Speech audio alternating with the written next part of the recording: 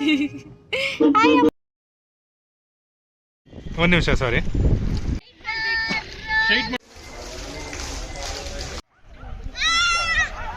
Hi hello ಎಲ್ಲರಿಗೂ ನಮಸ್ಕಾರ and welcome to our princess Yashvi's vlogs. ನಮ್ಮ ಪುಟಾಣಿ ನೋಡಿ ಇವಾಗಿನೂ ಎದ್ದೇಳ್ತಾ ಇದ್ದಾಳೆ. ಬೆಳಿಗ್ಗೆ ನೈಟ್ ಎಲ್ಲ ಕಂಟಿನ್ಯೂಸ್ ನಿದ್ದೆ ಆದಳು. ಸೊ ಇಲ್ಲಿ ನಾನು ಹಾಗೆ ಶೌರ್ಯ ಅವರ ಅಮ್ಮ ಅವರಪ್ಪ ಮತ್ತು ಹಾಗೆ ನಮ್ಮ ಪುಟಾಣಿಗಳು ಮತ್ತು ನಮ್ಮ ಹಸ್ಬೆಂಡ್. ಸೊ ನಾವಿಷ್ಟು ಜನ ಎಲ್ಲ ರೆಡಿಯಾಗಿ ಫುಲ್ಲು ಕಂಪ್ಲೀಟ್ ಬೆಳಗ್ಗೆನೆ ನಮ್ಮ ಪುಟಾಣಿಯನ್ನು ಲೈಟಿಂಗ್ ಶೋ ಹಾಕ್ಕೊಂಡು ತೋರಿಸ್ತಾ ಇದ್ಲು. ಸೊ ನಾವೆಲ್ಲ ರೆಡಿಯಾಗಿ ಬೋಟಿಂಗ್ ಬಂದ್ವಿ.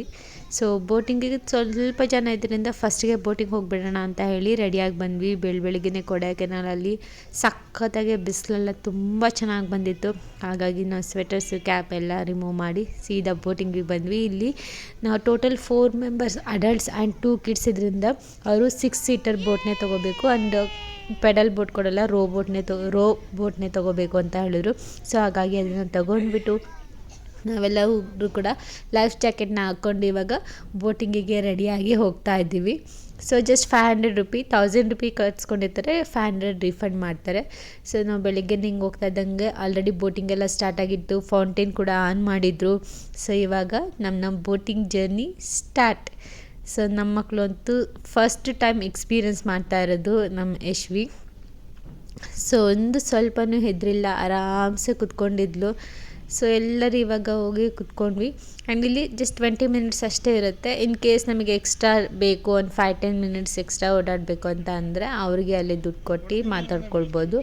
ಸೊ ಇದೇ ಥರ ನಾವು ದುಬಾರಿಯಲ್ಲೂ ಕೂಡ ಬೋಟಿಂಗ್ ಹೋದಾಗ ಫುಲ್ಲು ಬೋಟ್ನೇ ಎಲ್ಲ ಅದು ಮೋಟರ್ ಬೋಟ್ ಫುಲ್ ಶೇಕ್ ಎಲ್ಲ ಮಾಡ್ತಾಯಿದ್ರು. ಅದನ್ನೇ ಎಲ್ಲ ನೆನ್ಪು ಮಾಡಿಕೊಂಡು ಮಾತಾಡಿಕೊಂಡು ಹೋಗ್ತಾಯಿದ್ವಿ. ನೀರೆಲ್ಲ ತಣ್ಣಗಿತ್ತು ಆ್ಯಂಡ್ ಸುತ್ತಮುತ್ತ ವ್ಯೂ ಅಂತೂ ಸಖತ್ತಾಗಿತ್ತು. ಆ್ಯಂಡ್ ಮಾರ್ನಿಂಗ್ ಬಿಸಿಲು ಜೊತೆಗೆ ವೀವ್ ಆ್ಯಂಡ್ ಬೋಟಿಂಗ್ ಎಲ್ಲ ತುಂಬ ಚೆನ್ನಾಗಿತ್ತು. ನಮ್ಮ ಪುಟಾಣಿ ಅಂತೂ ಸಖತ್ತಾಗಿ ಎಂಜಾಯ್ ಮಾಡ್ತಾಯಿದ್ಲು.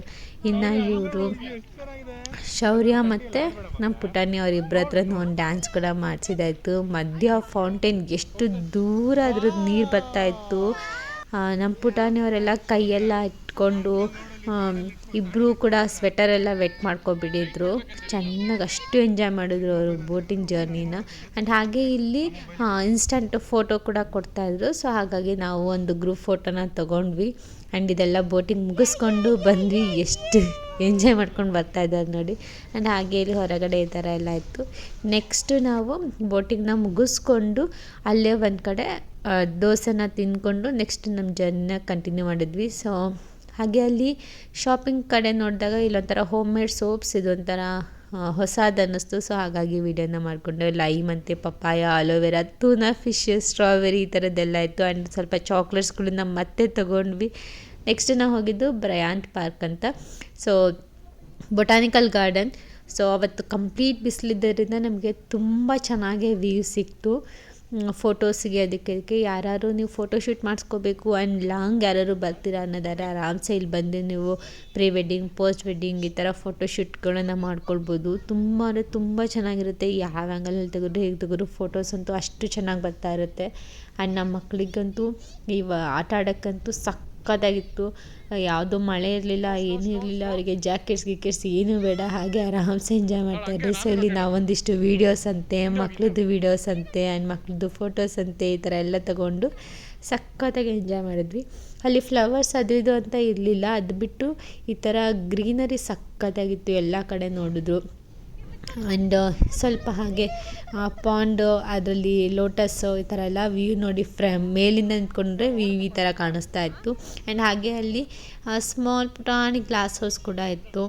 ಒಳಗೆ ಹೋಗಿ ಎಲ್ಲ ಕ್ಯಾಪ್ಚರ್ ಏನು ಮಾಡಲಿಲ್ಲ, ಬಟ್ ತುಂಬ ಚೆನ್ನಾಗಿತ್ತು. ನಮ್ಮ ಪುಟಾಣಿಗಳೆಲ್ಲ ಡಿಫ್ರೆಂಟಾಗಿರೋ ಫ್ಲವರ್ಸ್ನೆಲ್ಲ ನೋಡಿ ಸಖತ್ ಎಂಜಾಯ್ ಮಾಡ್ತಾಯಿದ್ವಿ. ಸೊ ನೆಕ್ಸ್ಟ್ ಇದನ್ನು ಮುಗಿಸ್ಕೊಂಡು ನಾವು ಹೊರಟಿದ್ದಂಥದ್ದು ಪೈನ್ ಫಾರೆಸ್ಟಿಗೆ.